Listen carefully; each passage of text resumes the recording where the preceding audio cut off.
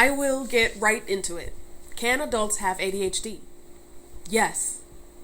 It's really as simple as that. It's true that ADHD is usually diagnosed in childhood, but so few people at the time of its conception understood what was really happening with the children internally, and those internal struggles were especially felt by young girls. Be sure to subscribe to my channel. If you find value in what you're learning, be sure to hit the bell notification so you know when I upload next. The first time ADHD was noted was in 1775, and I'll tell you, the doctors who did this studying, some of them have difficult names. So for the first doctor who noted it in 1775, I'm going to put his name up here.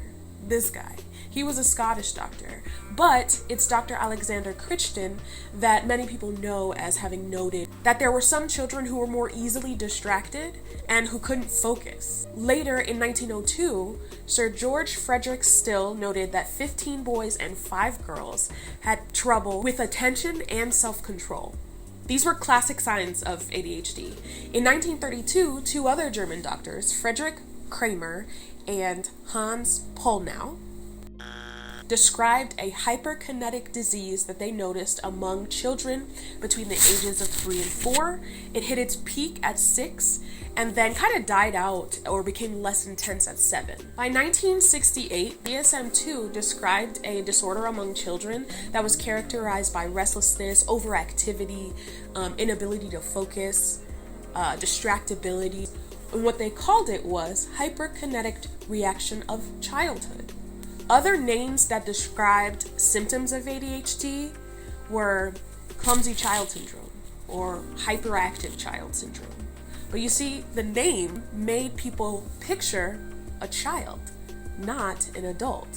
Doctors, society believed this was a hyperkinetic behavioral issue among children and that they'd grow out of it. And unfortunately, it's still a common belief even today. This can be especially damning for adults who go to their doctors and talk about their experience.